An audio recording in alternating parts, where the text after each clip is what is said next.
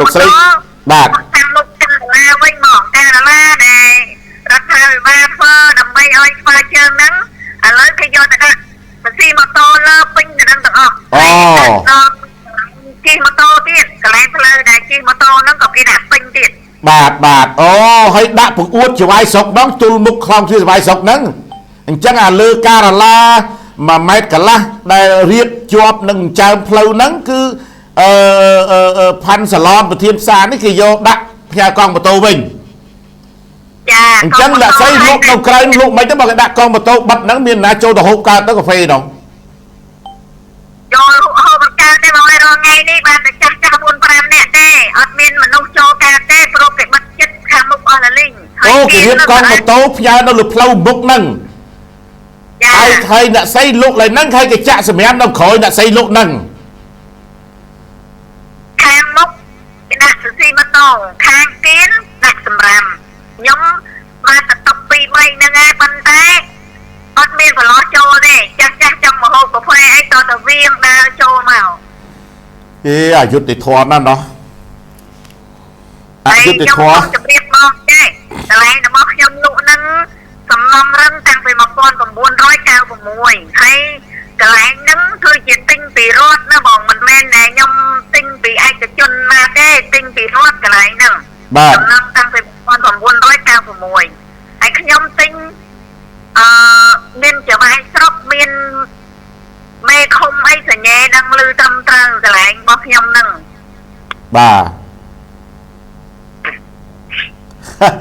ปันแต่สอบไงเนี่ยน่ะใส่ลูกปะตอมากรอยได้เก็บไว้ให้น่ะใส่มีบ้องปะซีบ้องไอ้เกี้ยได้มาเก็บดังเล็กดังการนะเก็บเอา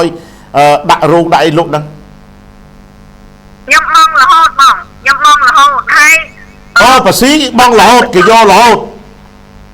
จ้านั่นแต่ย่อให้ยมลองกรอยไปเธอเพลย์รวยจ้าบ้องยมลองโจรถยมลองโจสลาสอบบ้านมาชนะติดยมลูกวะเพลย์รวยไอ้กระไรมายำซอลนั่งยำลุนั่งยำบานบองปนโจตลาซอกบ้านมาชนำติดมันอันนั้นกลายเป็นดับริกเราดุยรอลให้นะจ้าแต่จะไปรับเจนจันทร์นะนั่งมาไว้เนี่ยยำบานบองโจตลาซอกบ้านมาชนำติดโดยจีสนอฮะให้สมบัติเปียวนิ้วดอลบอลโอนซาปอมีนใครกับปงชนังเมตาต่อมือพองเตียนบาโยมุกซาดักมาโตเรือการลาจวบเจิมเพลานังบาดหายโยสมัยมาจับของอูดนมุกคลองทวีสลาสรกนังให้คลาวจวบนังเพลาจิลิปรัมนังบางหายมหาจุนนังตาออกลูกไอฟื้นปอดเมียนกาเตออกลูกเนี่ยปอดเมียนคางกับพงชนังบาดให้ซูนวมือตากระไรจะสมัยบอสลาบอซานเอาอีนะให้กับโยถือไอต่อให้นั่นนะคลาเปียปอนพอลประโยชน์นี้บาดจังเต้ขยมอัดดังทาวิมีเปียปอนไอเต้บานไอบำบาดพงใครกับพงชนะลูกดังเรื่องนี้อยู่หายปันลูกโดยจีอันตรากุมซอยอะลูกโดยมันอันตรากุมเอาเวียบัดนัดน้องเนียมไม่เอาบ่เนี่ยได้ทือเขาทือเขาดังเต้ขยมโดยลูกบานแต่เซปราบขยมนั่นก็ได้ลูกบาดลูกสมเอา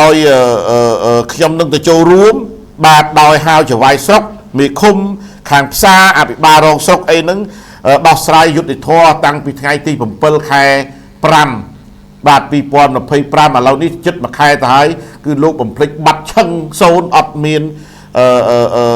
ตัวเมียนดอกสายจูนบอกโอ้ไปเชียร์ปรตต่อซอเลยซอให้ขยมบาดจีเนซาปอนเมียนคือดังไงก่อนแต่จีเนนอมซาขยมขมิ้นสึกสำไรขยมขมิ้นสึกใบใจขยมขมิ้นสึกกัดใดไอเต้ขยมก่อนปราบปนังลูกดังให้ลูกกู้แต่ดอกสายจะบุยนังอาญาโทระบอบลูกหนึ่งเนเปียปอนบาดจีเชียงบาดจีเชียงขยมต่อโจรวมบาดลูกเอาสหุยขยมต่อโจรวมขยมตื่นนี่สมิธต่อลูกไอรามาบาแคดบาดพวกขยมมันแมนชื่อมันไตรซีประแคลูกเตะให้ก็มันแมนมันไตรซีประแคระบอบรีได้โดยฉะนั้นมันจับบัดเติมเมียนวัดแต่เมียนขยมโจรูปดอกสายเตะบาดขยมขวัญจูนดำนังลูกดอกสายให้บาดพอลประโยชน์แบบนะบาดสกเลยสำรักแบบนะ ខ្ញុំនឹងផ្សព្វផ្សាយជូនបើលោកដោះស្រាយយុត្តិធម៌ខ្ញុំនិយាយថាយុត្តិធម៌បើលោកដោះស្រាយមិនយុត្តិធម៌ខ្ញុំនឹងថាមិនយុត្តិធម៌ដដែលនោះព្រោះអានេះជារបបអ្នកសារព័ត៌មានគឺតែប៉ុណ្ណឹងអត់មានសិទ្ធិចូលរួមវែកញែកដោះស្រាយអីទេតែខ្ញុំវែកញែកខ្ញុំលើកឡើងថាខ្ញុំជ្រៀតជ្រែកការងារអស់លោកទៀតក៏អាចថាបានអញ្ចឹងទេសូមលោកបាទមេត្តាជ្រាបឲ្យពន្លឿនការដោះស្រាយរឿងនេះបើទុកអញ្ចឹងទៀតទេទុកទីតាំងចាក់សម្រាមកន្លែងគ្នារស់ស៊ីលុកដូរឲ្យគ្នាលំបាកបាទបើនិយាយចំស្ទើរតែស្រក់ទឹកភ្នែកដែរថ្ងៃខ្ញុំទៅណាលោកស្រីរឿងគ្រួសារលោកស្រីខ្ញុំនិយាយច្រើនខ្ញុំចង់អួលដើមកដោយសារខ្ញុំឃើញភាពលំបាករបស់លោកស្រីបាទតើលោកស្រីក្នុងមួយថ្ងៃលោកបានប្រមាណកែវកាហ្វេនឹងរាល់ថ្ងៃនេះកាហ្វេមួយថ្ងៃលោកបានតែជាង10កែវទេបងព្រោះបានតែចាស់ប្រមាណអ្នកទេព្រោះក្តៅក៏ក្តៅតលុកតែក៏អីលោកប៉ាត់ប៉ាងដួលចោលដួលឡើងគេចាក់ដីក៏គេមិនអោយចាក់ធ្វើរោងជ្រូបោក៏គេមិនអោយធ្វើរោងហើយអោយដោះស្រាយក៏មិនដោះស្រាយខ្ញុំមកនេះគេទុកឲ្យយើងងាប់ឈរត្បង់ឬយ៉ាងម៉េចគេធ្វើបាបលោកស្រីមើលខ្ញុំសួរលោកស្រីមានគំនុំអីជាមួយនឹងលោកជេងច័ន្ទដូណាឬក៏ប្រធានផ្សារនឹងអត់ទេពីដើមមកមានគំនុំអីទេមើលបានគេទុកអញ្ចឹងអត់មានគំនុំអីទេបងចៅហើយស្រុកនឹងខ្ញុំអត់ដែរស្គាល់គាត់ពីមុនមកទេអត់ដែរស្គាល់ទេបងអត់ដែរស្គាល់សោះហើយអ្នកទៅស៊ីសាហើយជាមួយអត់បាស្រុករោម2នាក់ហ្នឹងផលសភាពហើយបានសវ៉ាននេះហ្នឹងខ្ញុំក៏អត់ដែរមានតំណោះអីជាមួយគ្នាដែរខ្ញុំអត់មានរឿងអីជាមួយប្រហែលអ្នកហ្នឹងទេបងអត់មានទេបាទយើងជាប្រជាពលរដ្ឋស្លូតត្រង់អាជីវករលក់ដូរបាទហើយគ្រួសារតូចមួយយើងមិនមានរឿងអីទៅប្រជែងជាមួយគេមិនអញ្ចឹងណាហ្នឹងហើយអញ្ចឹងហេតុអីបានលោកជេងច័ន្ទដូណាអភិបាលស្រុកទៅវាយដោយគ្មានការជូនដំណឹងគ្មានការសួរនាំគ្មានអីត្រឹមត្រូវហើយបន្ទាប់ពីវាយមកក៏ឲ្យប្រធានផ្សារដាក់ស៊ីយកតើពួកគេមានផលប្រយោជន៍ជាមួយប្រធានផ្សារហ្នឹងទេឬយ៉ាងម៉េចលោកស្រីតែខ្ញុំមិនដឹងយ៉ាងម៉េចទេបងប៉ុន្តែជំហានដំបូងវាយរួចហើយហើយក្រោយមកបន្ទាប់មកហ្នឹងឈ្មោះដែលផលសភាពអបបាលរងស្រុកហ្នឹងសកម្មជាមួយឋានសាឡមនឹង2នាក់នោះសកម្មមករើរបស់ខ្ញុំរហូតមិនឲ្យខ្ញុំលក់កន្លែងខ្ញុំបោះខ្ញុំចេញរហូតអត់ឲ្យខ្ញុំលក់ហើយខ្ញុំមកសួរមូលហេតុអីដីនឹងខ្ញុំទិញត្រឹមត្រូវមានច្បាប់ហេតុអីបានដេញចេញឲ្យបស៊ីដែលអត់មានទិញអស់លុយ100មកនៅអត់មាននិយាយអត់ហើយដឹងបានផលប្រយោជន៍អីពីបស៊ីផ្សារបានធ្វើបានខ្ញុំរហូតប្រហែលឆ្នាំនេះខ្ញុំដាច់អង្គបងខ្ញុំនិយាយតាមត្រង់ដាច់អង្គលោកមកឲ្យអង្គខ្ញុំស៊ីបាទលោកស្រីខ្ញុំយល់ហើយខ្ញុំអួលខ្ញុំចុះទៅឃើញលោកស្រីខ្ញុំសួរមួយសំណួរទៀតសិនកុំអាលទៅមុខនាំតែអួលដើមកច្រើនខ្ញុំសួរមួយទៀតនៅពេលដែលគេចុះទៅដេញក្រោយពេលគេវាយហើយនេះគេចុះទៅដេញគេចុះទៅរុះរើអីអ្នកស្រីលុកដូរមិនបានសុំអីតែដាក់ឆាត់ដាក់អីកន្លងមកហ្នឹងតើគេមានបង្ហាញសេចក្តីសម្រេចពីខេត្តឬពីរដ្ឋមន្ត្រី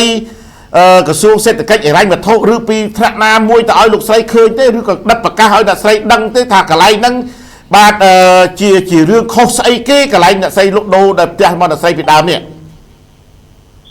ដែលបានទទួលលិខិតអីទេអត់មានបង្ហាញអីទាំងអស់បងពេលដែលគេចុះមកកន្លែងខ្ញុំរុះរើគេតែទៅមិននឹងគេតែដល់ខាងណាទេឈ្មោះផលសភាពហ្នឹងណាតែថាអត់បងខ្ញុំចូលមករៀបចំដាប់ធ្នាប់តែដើរពីសាលាស្រុកមកមានទាំងប៉ូលីសមានទាំងពីតែវិជាការពីអីមកហ្នឹងបើមកសម្ដៅមកកន្លែងខ្ញុំរើខ្ញុំបោះចេញហើយដើរទៅវិញហើយខ្ញុំមិនសួរថាមិនបានមករើតែកន្លែងខ្ញុំគេលក់ដូរតាមចាំផ្លូវពេញហ្នឹងក៏មិនរៀបចំដាប់ធ្នាប់ហើយខ្ញុំនៅក្នុងនេះហើយកន្លែងដីនេះខ្ញុំទិញទៀតហើយខ្ញុំនៅក្នុងនេះហើយមិនបានមករើរបស់ខ្ញុំរហូតអូលោកភាពអភិបាលរោមហ្នឹងគេទៅរៀបចំដំណាប់ដល់គេទៅរៀបចំគេទៅរើតែកន្លែងលោកស្រីទេចោះលោកស្វែងស្ដាំបាទស្វែងស្ដាំលោកស្រីហើយនៅចើមផ្លូវខាងមុខហ្នឹងគេអត់មានរើទេគេរៀបចំដំណាប់យកតែកន្លែងលោកស្រីមួយទេរើតែកន្លែងខ្ញុំមួយទេបងចំហើយគេលុកស្ដាប់លោកច្បាយសុករងភាពហ្នឹងគឺចឹងឯងចឹងរៀនសូត្របានប៉ុណ្ណាដែរគាត់ហ្នឹងវិញបាទជើញលោកស្រីហើយមកដល់ จะมาខ្ញុំមានតែវីដេអូคลิปតែច្រើនណាស់ពេលដែលខ្ញុំគាត់បរោរើខ្ញុំថាហេតុអីបានតែរើតែកន្លែងខ្ញុំតែលក់ដូរបានហើយកន្លែងខ្ញុំនេះមិនឲ្យខ្ញុំលក់មូលហេតុអីតែមិនឆ្លើយដឹងតែរើដឹងតែអត់ឲ្យខ្ញុំលក់ដឹងតែរើចេញឲ្យស៊ីរើចេញយកកន្លែងខ្ញុំឲ្យបស៊ីខ្ញុំសួរមូលហេតុអត់ឆ្លើយខ្ញុំថាខ្ញុំទិញស្របច្បាប់បើអ្នកណាមកនៅកន្លែងខ្ញុំទិញតែខ្ញុំលក់មេដៃខ្ញុំបដិទ្ធមេដៃឲ្យហើយមកយកមកខ្ញុំតតែអញ្ចឹងហើយខ្ញុំបានអីរួចប្តីខ្ញុំរងថ្ងៃនេះតែកតែខ្ញុំមានតែកន្លែងលក់ដូរតែមួយទេអត់មានទីពឹងអីក្រៅពីនឹងទេកូនខ្ញុំកំពុងរៀនទៀតហើយខ្ញុំលំបាកវត្តនាណាហើយខ្ញុំមិនណាទឹកភ្នែករងថ្ងៃព្រោះសពថ្ងៃរស់ដោយសារប្រសង់ប្រទៀនកប្រទៀនគ្រឿងឧបភោគបរិភោគខ្លះមិនចឹងលោកស្រីនេះតាមខ្ញុំស្ដាប់ហើយខ្ញុំឃើញខ្ញុំឮលំបាកណាស់លោកស្រីគួរអាណិតណាស់ហើយរឿងនេះបើសិនជាលោកចវាយស្រុកនឹងអភិបាលរងប្រមាណរូបនឹងគាត់មានបេះដូងគាត់មិនអាចធ្វើចឹងតទៅទៀតទេបាទឬក៏អ្នកដែលចង់បានទីតាំងលោកស្រីនឹងបើគាត់មានបេះដូងជាមនុស្សហើយគាត់ជាពុទ្ធសាសនិកខ្លាចបុណ្យខ្លាចបាបបាទគាត់ប្រហែលជាមិនធ្វើបន្តបែបហ្នឹងទេបើគាត់ចង់បានណាលុកដូរទៅលោកស្រីលុកអត់អីទេលុកឲ្យបាទលុកឲ្យឬជួលឲ្យបាទអត់អីទេអញ្ជើញចុះហើយលោកភាពសូមផ្ដាំថាលោកកុំរៀបចំសម្ដាប់រាប់តែកន្លែងមួយឬរោងដែកតូបដែកជាប់នឹងចេញមកលោកឯងជាអ្នករៀបចំសម្ដាប់រាប់សាធារណៈមែនវាអត់ខុសច្បាប់ទេបើលោករៀបចំហើយរៀបចំសម្ដាប់រាប់នោះសូមមេត្តាកើបសម្រាមលីសម្រាមទៅចោលផង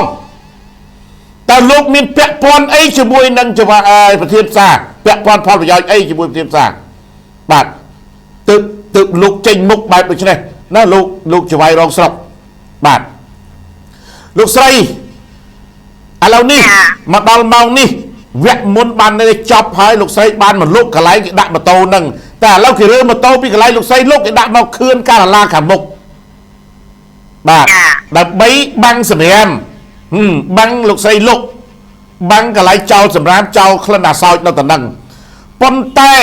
លោកស្រីបានប្រាប់ខ្ញុំលើកមុនដែលខ្ញុំចុះទៅនេះ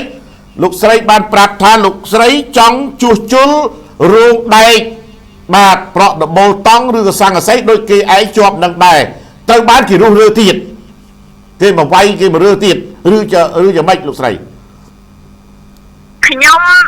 រោងមកខ្ញុំអត់តែកន្លែងខ្ញុំលក់នឹងប៉ាងខ្ញុំខ្លាចប៉ាងលើធម្មជាតិក៏ប៉ះពីលើឡានលើម៉ូតូគេហើយប្រមាថហើយខ្ញុំនៅអញ្ចឹងដែរអូបានមេតារូបដែកលោកស្រីមានហើយគ្រាន់តែជួសជុលឲ្យវារឹងមាំបន្តិចទេមិនអញ្ចឹងហ៎បានទេបាទរោងខ្ញុំនឹងបានកស៊ូទេបាទខ្ញុំបានកស៊ូហើយលហៃតែនិយាយអស់លីងហើយខ្ញុំក៏ធ្វើឲ្យដែកឲ្យវាកុំឲ្យវាប៉ើងវាអីចឹងថតសភាពយកប៉ូលីសមកយកប៉ូលីសមកខាត់ខ្ញុំមិនឲ្យធ្វើខ្ញុំថាហេតុអីមិនខាត់ខ្ញុំមិនឲ្យធ្វើតែចំណែកគេធ្វើគេលក់ដូរបានចំណែកខ្ញុំមួយអត់ឲ្យខ្ញុំធ្វើមិនអញ្ចឹងគាត់អត់ឆ្លើយនិយាយហើយខ្ញុំក៏សួរគាត់ខ្ញុំថា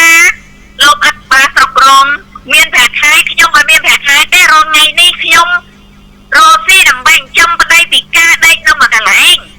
ហើយអត់ឲ្យខ្ញុំធ្វើខ្យល់មកខ្ញុំលក់អត់កើតភ្លៀងមកខ្ញុំលក់អត់កើតខ្ញុំបានលុយអីខ្ញុំប្តីខ្ញុំមិនឆ្លើយតែមិនឲ្យធ្វើកិច្ចការមិនឲ្យធ្វើខ្ញុំក៏មិនដឹងមូលហេតុអីបានជាគាត់ផលប្រយោជន៍អីជាមួយបស៊ីផ្សារហ្នឹងបានជាគាត់ខ្ញុំតែទិញស្របច្បាប់ហ្នឹងអត់ឲ្យខ្ញុំធ្វើអីសោះចាក់ដីក៏មិនឲ្យចាក់ធ្វើរោងលក់ឲ្យស្រួលបួលបានភ្លៀងបានខ្យល់ក៏មិនឲ្យខ្ញុំធ្វើតែពីបណ្ដឹងទៅជាវាយខេតក៏មិនដល់ខ្ញុំម្ដងណាសោះបាទអញ្ចឹងបាទខ្ញុំឆ្ងល់ហេតុអីលោកអបាខេតខ្លាចអំណាចចវាយស្រុកបាទបរិបូរឬក៏ខ្លាចឬមានពាក់ព័ន្ធអីបានមិនដោះស្រាយរឿងហ្នឹងទុករ៉ាំរៃឲ្យគ្នាងាប់ទាំងឈរតែម្ដងឬយ៉ាងម៉េចបាទគ្នាលុកកាហ្វេក៏លុកមិនបានលុកបាយក៏លុកមិនកើតអាណាគេចូលហូបបើស្អុយក៏គុកនៅនឹងលុកកាហ្វេក៏លុកមិនដាច់ណាគេចូលហូបណាមួយស្អុយណាមួយគេដាក់ម៉ូតូបាំងមុខនៅនឹងនៅលើការាឡាហ្នឹងហើយការាឡានេះ អត់មានបកគលណាមួយយកទៅដាក់អីកើតទេគឺផ្លូវថ្នើជើងរបស់អ្នកថ្នើជើងបាទរត់លោកគិតអញ្ចឹងធ្វើផ្លូវលោកឯងចេះច្បាប់មើលច្បាប់ល្ងងពេកបាទសុំមេត្តារៀនសូត្របន្ថែមតើកន្លែងដាក់កង់ដាក់ម៉ូតូយកលុយនឹងនៅកន្លែងណាសម្រាប់ផ្សារណាដាក់លើការ៉ាឡាគេដើរហ្នឹងឬយ៉ាងម៉េច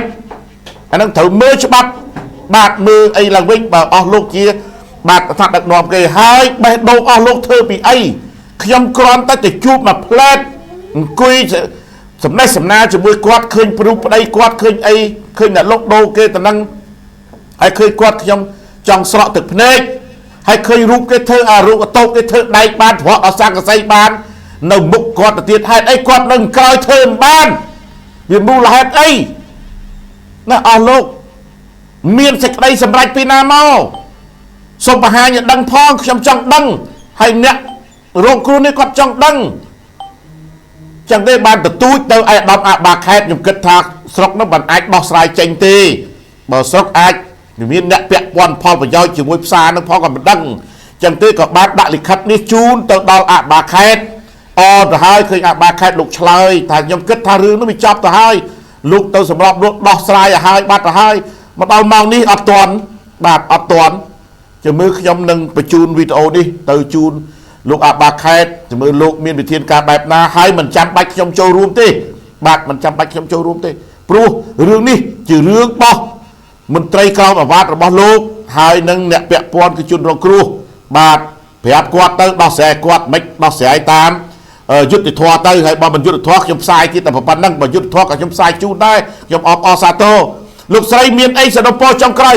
បាទសូមជឿសនុពរចុងក្រោយឲ្យសវ័យខេតជួយដោះឲ្យខ្ញុំផងរឿងនេះ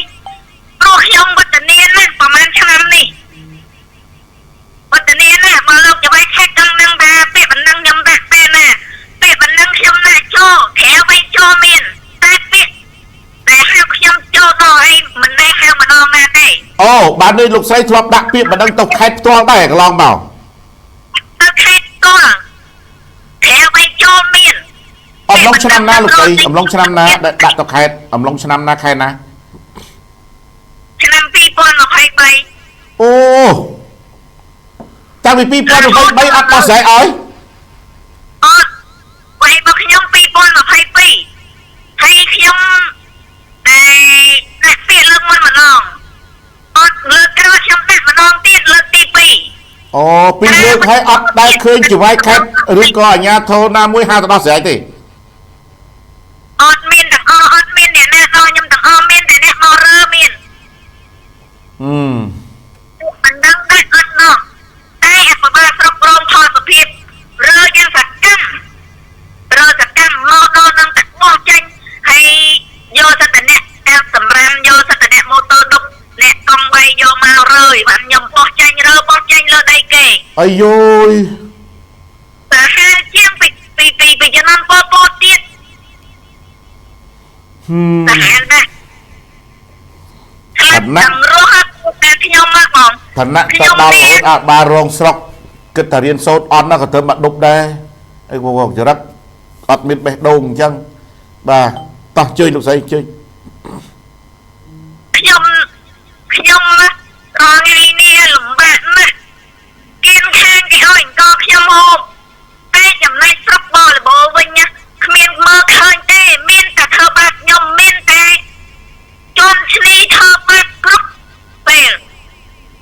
ធ្វើបាបរហូតរើចេញខ្ញុំហើយកន្លែងមកខ្ញុំសុំលក់ដូរចិញ្ចឹមប្តីខ្ញុំ4-5ថ្ងៃមករើហើយខ្ញុំលក់តែម្នាក់ខ្ញុំទេមករើម្ដងគ្នា4-10នាក់ជាងមកដូចចៅ500អញ្ចឹងគេបងខ្ញុំមានកាមេរ៉ាទៀតមករើមកថារើបោះចេញហ្មងជំរឿខ្ញុំបានទៅកាត់នឹងអ្នកស្រីបើអាចនេះបាញ់រូបភាពទាំងអស់នោះមកខ្ញុំចាក់ឲ្យមហាជនមើលជាពិសេសទៅផ្ញើទៅអាដាមអាបាខេតឲ្យលោកបានមើលឲ្យកាន់តែច្បាស់ហើយលោកទទួលរបាយការណ៍ពីកូនចៅរបស់លោកពីមន្ត្រីរបស់លោកវាខុសពីការពិតដែលខ្ញុំបានចុះទៅនេះបាទអាចថារបាយការណ៍ដែលទទួលពីក្រុមការងាររបស់លោកគឺខុសពីការពិតហើយទើបលោកមិនបានដឹងលោកមិនសូវយកចិត្តទុកដាក់ដោះស្រាយបែបនេះ ហើយបាត់ដឹងថាវេទនាដល់កម្រិតកម្ពូលបែបនេះប្រហែលជាលោកមិនទុកយូរទេមើលទៅ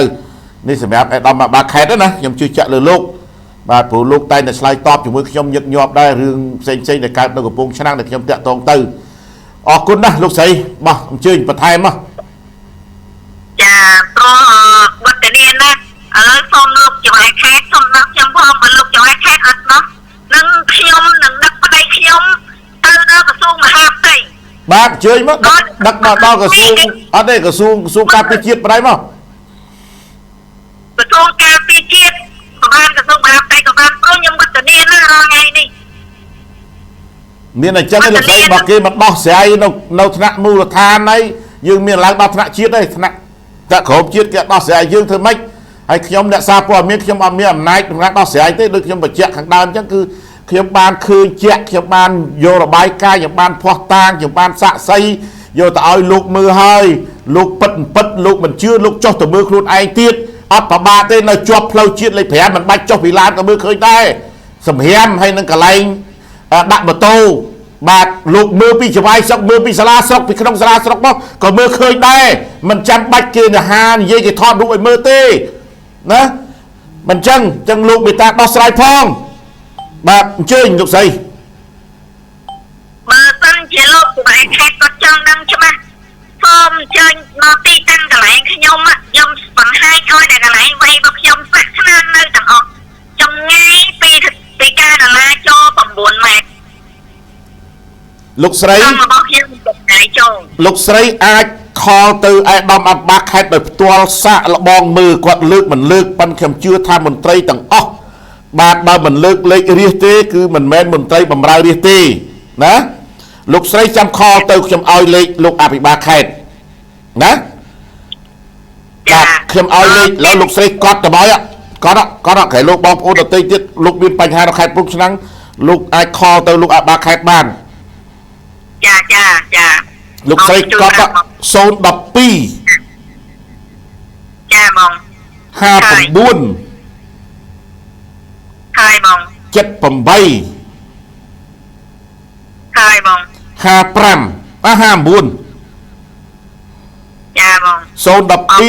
59 78 59ចាហើយឧត្តមសុនសវណ្ណរិទ្ធអភិបាលនៃគណៈបាលខេត្តកំពង់ឆ្នាំងបាទខ្ញុំជឿថាលោកនឹងលើកហើយលោកមិនជឿខ្ញុំណាខ្ញុំដាក់វីដេអូខ្ញុំដាក់ភស្តុតាងខ្ញុំដាក់របាយការណ៍សង្ខេបទៅអស់ហើយតែគេលោកមិនជឿអញ្ចឹងទេខ្ញុំក៏បានលោកស្រីអាចទេទៅផ្ទាល់មើលលោកអត់ថាអីទេសំខាន់គឺមន្ត្រីត្រូវតែលើកលេខរីហើយបាទអរគុណណាស់លោកស្រីមានអីបន្ថែមទៀតចុងក្រោយមកកុំឲ្យវែងពេកថែមខ្ញុំដែរសូមបងបើសិនជាគាត់អត់ដោះ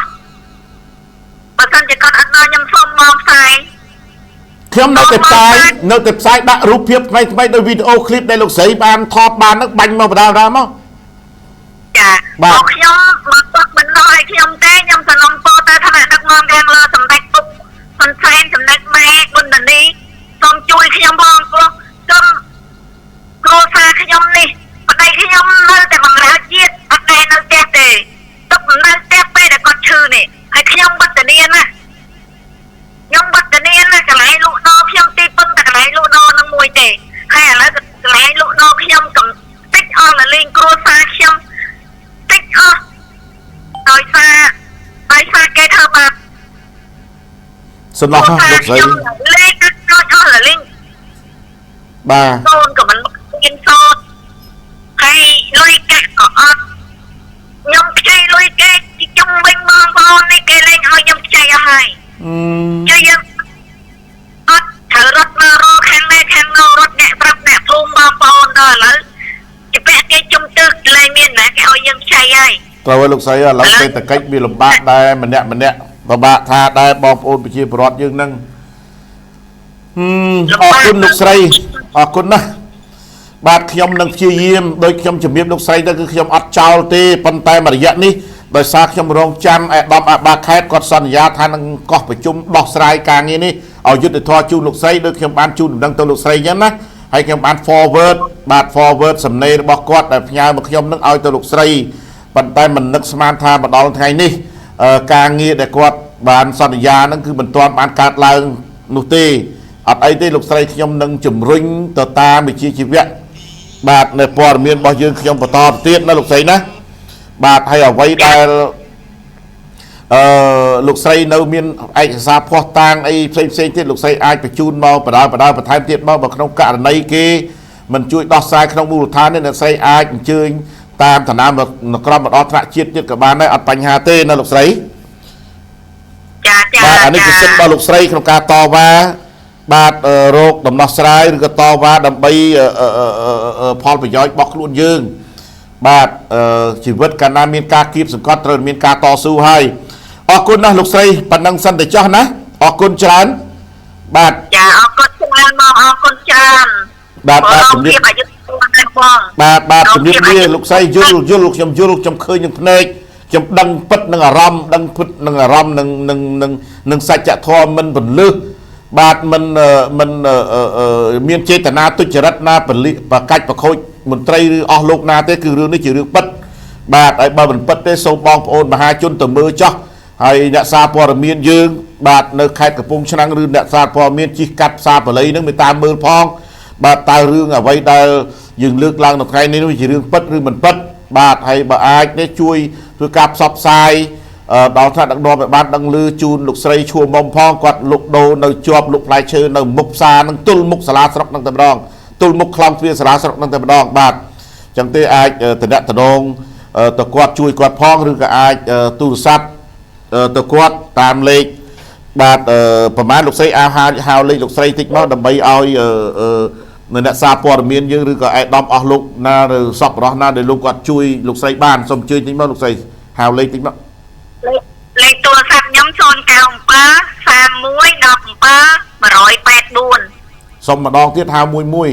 097 31 17 184បាទបើសិនជាសម្ដេចអាដាមលោកអាញាឲ្យលោកស្រីមានសទ្ធាមានការចង់ជួយដល់ប្តីរបស់គាត់គ្រួសាររបស់គាត់គឺលោកបាទឡុងបុរិនបាទជាអតីតបាទនាយទាហានពលទាហានដែលការពារបូរណភាពទឹកដីនៅប៉ែកខាងឧត្តរទិសមានប្រាសាទតមន់តាកបីជាពិសេសប្រាសាទព្រះវិហារកាលពីអំឡុងពេលដែលចៅសៀមឆ្លៀនពៀនប្រាសាទព្រះវិហារយើងលើកទី1កាលពីអំឡុងឆ្នាំ2008ដល់2011នោះបាទគឺគាត់ជាអ្នកឈរពាំងប្រយុទ្ធការពារបូរណភាពទឹកដីហើយគាត់បានពិការធ្លាក់ខ្លួនពិការនឹង3ឆ្នាំ4ឆ្នាំនេះហើយបាទដោយលំបាកវេទនាហើយទីតាំងប្រពន្ធគាត់លុកដូរនៅមុខផ្សារបល័យក៏ត្រូវបានអាជ្ញាធរចិត្តដាច់ខ្វះការពិចារណាធ្វើទាំងបំពេញច្បាប់បាទវាយបន្តិចហើយរហូតដល់គាត់នៅលុកដូរតិចតួចហ្នឹងបាទគឺមិនអោយគាត់លុកដូរដោយស្រួលទៀតមិនអោយគាត់ធ្វើរោងប្រក់អីទេគឺគាត់លុកកដាលទាំងដៅថ្ងៃកដាលភ្លៀងបាទបានមួយខែជា10កាហ្វេ10កែវប៉ុណ្ណឹងដែលតាមការរៀបរាប់មិញគាត់មិញនេះអញ្ចឹងលោកអាដាមអស់លោកមានសទ្ធាបាទជួយឧបត្ថម្ភជាគ្រឿងឧបភោគបរិភោគឬក៏ជាការចូលរួមដោះស្រាយអីមួយនោះឬក៏ជួយរួមផ្សព្វផ្សាយសូមបងប្អូនអ្នកសារព័ត៌មានយើងបាទតាក់ទងទៅគាត់ផ្ទាល់តាមលេខហ្នឹងក៏បានឬតាមសហគ្រាសស្លឹករឹតយើងក៏បានដែលមានលេខនៅក្នុងpage និង Telegram page នឹងស្រាប់បាទអរគុណលោកស្រីជំរាបលាបាទចាជំរាបលាអរគុណបងច្រើនជំរាបលាបងបាទអរគុណប្រិមិត្តទស្សនិកជនជាទីគោរពនិងជាទីស្រឡាញ់បាទខ្ញុំបាទសូមអនុញ្ញាតអាននៅសារលិខិតបាទដែលខ្ញុំបានដាក់ជូនទៅឯកឧត្តមអភិបាលនៃគណៈបាលខេត្តកំពង់ឆ្នាំងសុនវណ្ណរិទ្ធដើម្បីសូមស្នើសុំអន្តរាគមន៍តាមសំណុំពររបស់លោកស្រីឈូមុំបាទដែលជាភរិយារបស់លោកឡុងបុរិនដែលជាអតីតយោធិនពិការស្វិតដៃសិតជើងនិងបាត់បង់វិញ្ញាណនាពេលបច្ចុប្បន្ននេះបាទទាំងស្រុងដូចតទៅព្រះរាជាណាចក្រកម្ពុជាជាតិសាសនាព្រះមហាក្សត្រឯកឧត្តមបាទសារលិខិតគោរពជូនឯកឧត្តមសុនសវណ្ណរិទ្ធអភិបាលនៃគណៈបាលខេត្តកំពង់ឆ្នាំងឯកឧត្តមអភិបាលនៃគណៈបាលជាទីគោរពដល់កំពង់ពោះខ្ញុំបាទសែមសរឿននិងសហការីសហគ្រាសស្លឹករឹតបានទទួលបណ្ដឹងពីលោកអតីតយោធិនពិការស្វិតដៃជើងនិងអ្នកស្រីឈូមុំជាភរិយាជាអាជីវករលុកបាយ និងកាហ្វេនៅខាងមុខផ្សារពន្លៃជាប់ចិញ្ចើមផ្លូវជាតិលេខ5ទល់មុខខ្លោងទ្វារសាលាស្រុកបាទបរិបូរក្នុងមូលដ្ឋានឃុំពន្លៃស្រុកបរិបូរខេត្តកំពង់ឆ្នាំងជាលើកទី2បាទក្រោយទទួលបណ្ដឹងនឹងការទទូចអង្វររបស់ពួកគាត់ខ្ញុំបាទក៏បានចុះទៅដល់ទីតាំងផ្ទាល់ក៏បានឃើញថាទីតាំងនោះគឺដូចជាពួកគាត់បានរាយការណ៍ប្តឹងមកអង្គភាពយើងខ្ញុំមែនចុចគឺទី1ប្រធានផ្សារនិងអ្នកគ្រប់គ្រងនៅមូលដ្ឋាននោះបានយកទីតាំងដែលពួកគាត់លក់ដូរធ្វើជាទីតាំងចាក់ឬចោលសម្រាមជះក្លិនស្អុយរលួយយ៉ាងអាសោចនិងមិនអាចឲ្យគាត់លក់បាយឬកាហ្វេបានឡើយទី2តូបឬរោងសម្រាប់លក់របស់គ្រួសារគាត់បាក់បែកធ្លុះធ្លាយខូចខាតស្ទើរ 100% ពួកគាត់ស្នើសុំជួសជុលបាទជាដែកតូចប្រក់សង្កសីដូចតូបអ្នកផ្សេងទៀតនៅជាប់គ្នាដើម្បីបានលក់ដូរបាយកាហ្វេជ្រកកម្ដៅថ្ងៃនិងភ្លៀងក្នុងរដូវវស្សាត្រូវបានអភិបាលរងស្រុកឈ្មោះភាពដឹកនាំកម្លាំងនិងប៉ូលីសចរាចរណ៍មករារាំងមិនឲ្យពួកគាត់ធ្វើបានដូចអ្នកផ្សេងទៀតនោះទេទង្វើនិងសកម្មភាពបាទរបស់អាជ្ញាធរហាក់លំអៀងក្នុងការគ្រប់គ្រងប្រវត្តិឬចងគំនុំមកលើគ្រួសារគាត់ដែលធ្លាប់បានតវ៉ានាពេលកន្លងមកទី3ផ្ទះនិងតូបលក់របស់ពួកគាត់ដែលបានទិញពីរដ្ឋនិងបង់ពន្ធត្រឹមត្រូវពេលពង្រីកផ្លូវជាតិលេខ5បានវាយចោលអស់ 70% ទៅហើយនៅសល់ត្រឹម 30% សម្រាប់គ្រួសារពួកគាត់ទុកជាទីតាំងប្រកបមុខរបរចិញ្ចឹមជីវិតដោយលក់បាយកាហ្វេបាយព្រឹកនិងកាហ្វេនឹងបានចិញ្ចឹមកូនពិសេសប្តីជាយោធាបម្រើជាតិរហូតធ្លាក់ខ្លួនពីការស្វិតដៃជើងរួមទាំងវិញ្ញាណផងឥឡូវត្រូវបានប្រធានផ្សារនិងអាជ្ញាធរស្រុកតាមរករឿងនឹងធ្វើបាបគ្រួសារគាត់ទាំងបំពេញម្ដងហើយម្ដងទៀតតើឲ្យគាត់ទទួលបានដែរឬទេសញ្ញាសួរទី4កន្លងមកគ្រួសារគាត់មិនដែលជំទាស់គម្រោងអភិវឌ្ឍពង្រីកផ្លូវជាតិលេខ5នោះទេគឺបានយល់ព្រមវាយផ្ទះខ្លួនឯងចោលតាមគំនុះដែលមន្ត្រីធ្វើផ្លូវបានកំណត់រួចរាល់ហើយលុះក្រោយពេលផ្លូវជាតិលេខ5បានស្ថាបនារួចរាល់ផ្ទះរបស់គាត់សល់ 30% រួមទាំងបាសាំងទឹកត្រូវបានប្រធានផ្សារនិងអាជ្ញាធរស្រុកដឹកនាំកម្លាំងប្រជាការពារមកវាយកំទេចចោលដោយគ្មានជូនដំណឹង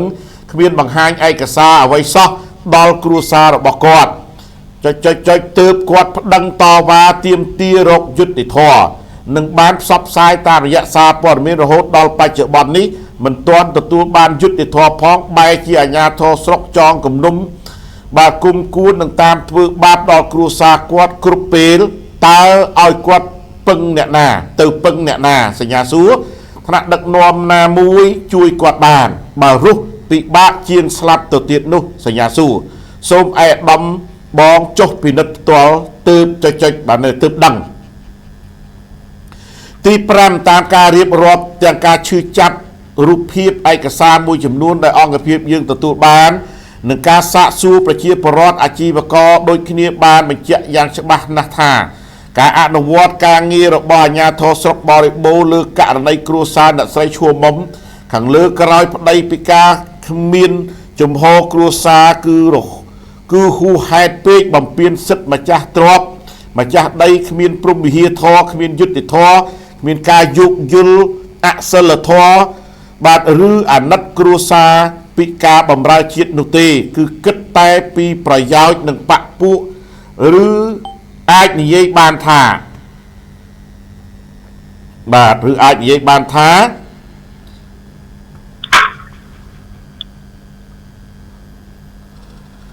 លៀបសការៈក្របដណ្ដប់មនសិការផងក៏អាចថាបាននៅពេល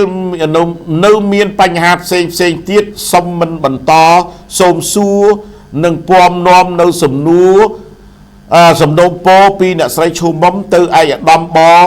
ដូចខាងក្រោមទី1តើឯកឧត្តមធ្លាប់បានជ្រាបរឿងរ៉ាវឬបញ្ហា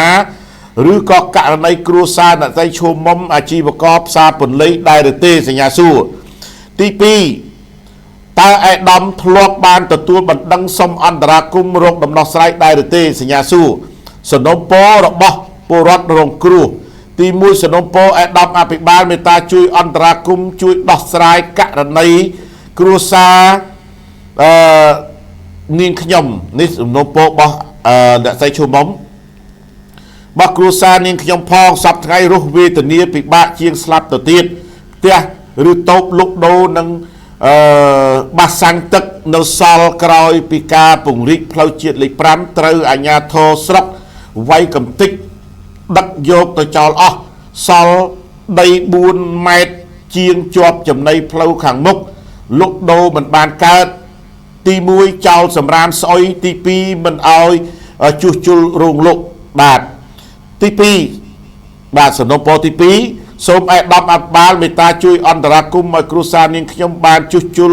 ប្រក់ដំបូលតូបដោយបងប្អូនអាជីវករផ្សេងទៀតដើម្បីលុកបាយព្រឹកនិងកាហ្វេចិញ្ចឹមជីវិតកូននិងប្តីពិការផងទី3សូមឯកឧត្តមមេត្តាអភិបាលមេត្តាអន្តរាគមន៍ឲ្យប្រធានផ្សារនិងអាជ្ញាធរស្រុកបញ្ឈប់ការចាក់សម្រាមនៅកន្លែងពួកខ្ញុំលក់ដូរភៀវមិនហ៊ានចូលហូបទេព្រោះក្លិនស្អុយណាស់ពេលត្រូវភ្លៀងម្ដងទី4សនំពោសូមឯកឧត្តមអភិបាលមេត្តាជួយអន្តរាគមន៍កុំឲ្យប្រធានផ្សារនិងអាជ្ញាធរបាទតាមធ្វើបាបគ្រួសារនាងខ្ញុំតទៅទៀតព្រោះនាងខ្ញុំរកស៊ីត្រឹមត្រូវបងពុនជូនរត់ដោយបងប្អូនដទៃទៀតផងដែរទី5ប្តីនាងខ្ញុំពិការដោយសារការពារជាតិជិត10ឆ្នាំហើយដេកឬអង្គុយជាប់លើរទេះរុញនាងខ្ញុំសូរោគតែម្នាក់ឯងដើម្បីផ្គត់ផ្គង់ការហូបប្រចាំថ្ងៃថ្នាំឲ្យប្តីឬឲ្យកូនរៀនលំបាកណាស់ឯកឧត្តមជួយមើលគ្រួសារនាងខ្ញុំផងបើនាងខ្ញុំធ្វើបំពានច្បាប់នាងខ្ញុំស្ម័គ្រចិត្តទទួលទោសឯកឧត្តមអភិបាលនៃគណៈបាលជាទីគោរពបកពងពុះសំណុំពោខាងលើនេះដកស្រង់ចេញពីសម្ដីពិតរបស់អ្នកស្រីឈូមុំចំណែកប្តីនិយាយមិនកើតទេកាលពីថ្ងៃទី2ខែឧសភាឆ្នាំ2025គណៈខ្ញុំបាទនិងសហការីបានទៅជួបគាត់ម្ដងទៀតក្រោយទទួលបានបណ្ដឹងឲ្យជួយផ្សព្វផ្សាយពីរឿងគាត់ប៉ុន្តែខ្ញុំបាទមិនទាន់បានផ្សព្វផ្សាយនៅឡើយនោះទេរងចាំមើលឯកឧត្តមអភិបាលមេត្តាជួយអន្តរាគមន៍ស្វែងរកដំណោះស្រាយជូនពួកគាត់ល្អជាងសំណេររៀបរាប់ខាងលើជាព័ត៌មានពិតពីសាវតាករណីគ្រួសារអ្នកស្រីឈូមុំជាមួយប្រធានផ្សារនិងអាជ្ញាធរខ្ញុំបាទហ៊ានធានាហើយខ្ញុំបាទហើយក៏មិនបានដឹងថាព័ត៌មានដែលឯកឧត្តមបងទទួលបានពីមន្ត្រីរបស់បងដូចគ្នាឬផ្ទុយពីនេះក៏មិនដឹងដែរប៉ុន្តែអ្វីដែលជាការពិតត្រូវតែទទួលបាននៅយុត្តិធម៌ពីរាជរដ្ឋាភិបាលកម្ពុជាអាស្រ័យហេតុដូចបានជម្រាបខាងលើនេះសូមឯកឧត្តមអភិបាលមេត្តាជ្រាបនិងពិចារណាពិនិត្យលើករណីនេះនិងមេត្តាជួយអន្តរាគមន៍ដោះស្រាយឲ្យគ្រួសារគាត់ដែលបាននឹងកំពុងវេទនារួចចាក់ផុតពីទុក្ខសោកបាទខាងលើដោយក្តីអនុគ្រោះសូមឯកឧត្តមអភិបាលមេត្តាទទួលនឹងការគោរពនិងស្រឡាញ់បំផុតអំពីខ្ញុំសេចក្តីគួរគួរសូមឯកឧត្តមអភិបាលមេត្តាអធិស្ឋានថ្ងៃអង្គារ10កើតខែពិសាខឆ្នាំអាសាញ់ស័កស័កពុទ្ធសករាជ2500បាទ68បាទធ្វើនៅរាជធានីភ្នំពេញថ្ងៃទី6ខែឧសភា2025បណ្ឌិតសែមសរឿន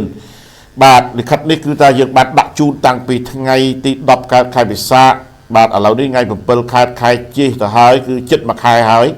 បាទសល់តែ3ថ្ងៃទៀត1ខែទៅហើយលោកបានឆ្លើយតបតាំងពីថ្ងៃទី7បាទទី7ខែឧសភាបាទដាក់3ថ្ងៃក្រោយមួយថ្ងៃក្រោយមកបានលោកឆ្លើយតបបាទឆ្លើយតបបាទរហូតមកដល់ម៉ោងនេះគឺបានត្រឹមតែឆ្លើយតបថានឹងហៅកោះប្រជុំដោះស្រាយតែធៀបពិតមិនទាន់មានផលប្រយោជន៍ណាមួយសម្រាប់បាទឲ្យជនរងគ្រោះស្ងប់ចិត្តស្ងប់អារម្មណ៍នោះទេបាទអរគុណប្រិមិត្តទូទាំងនិកជនជាទីគោរពនិងជាទីស្រឡាញ់នេះជាសេចក្តីទុក្ខលំបាកពីអាជីវករអ្នកស្រីឈូមុំដែលជាភរិយាបាទយោធាការពារពរណភាពទឹកដីបាទនៅប្រាសាទព្រះវិហារគឺនិយាយរួមគឺបែកឧត្តរនៃប្រជាជាតិកម្ពុជាកាលពីអំឡុងឆ្នាំ2008 2011 គឺគាត់បានយកទ្រូងបាទសាច់ស្រស់ឈាមស្រស់របស់គាត់និងសុភមង្គលគ្រួសារទៅពាំងគ្រាប់ដើម្បីការពារពូណភាពទឹកដីក្រោមគោលនយោបាយរបស់រាជរដ្ឋាភិបាលដឹកនាំការពារពូណភាពរបស់យើងតែឥឡូវគាត់ធ្លាក់ខ្លួនពិការហើយត្រូវបានអាជ្ញាធររួមគ្នាអាជ្ញាធរមូលដ្ឋានរួមគ្នាធ្វើបាបភរិយារបស់គាត់សូម្បីតែលុកដូរជួសជុលតូបលុកដូរនោះក៏មិនឲ្យធ្វើដែរត្រង់អ្នកដតីដែលគេនៅមុខគាត់ផងនៅជាប់ចិញ្ចើមផ្លូវផងបាទហើយនៅជាប់គ្នានឹងគេធ្វើបានតែគាត់ធ្វើអត់បានទេនៅក្រោយគេខណៈមុខគាត់នឹងជាប់ចិញ្ចើមផ្លូវការឡានឹងត្រូវបានអាជ្ញាធរផ្សារគេដាក់យកបស៊ីកង់ម៉ូតូបាទហើយនឹងចាក់សម្រាមតែនេះបាទជារឿងយុទ្ធធរសម្រាប់ពលរដ្ឋដែរឬទេសម្រាប់បាទលោកជេងច័ន្ទដូណាជាវាយស្រុកបរិបូរណ៍នៃខេត្តកំពង់ឆ្នាំងបាទសូមអាដាមអាបាលបាទសូមបណ្ឌិតមេត្តាជួយអន្តរាគមន៍ដោះស្រាយជាបន្ទាន់ផងបាទសូមអរគុណសូមគោរពនិងជម្រាបលា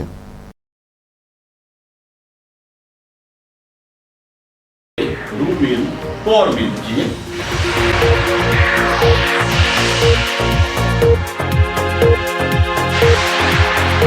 ព័ត៌មានសង្គ្រោះដល់ហេតុការណ៍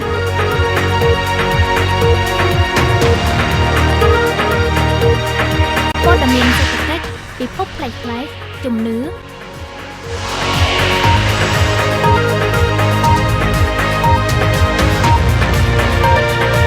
រាយការណ៍តាមបណ្ដាខេត្តនានានិងព្រឹត្តិការណ៍អន្តរជាតិសំខាន់ៗ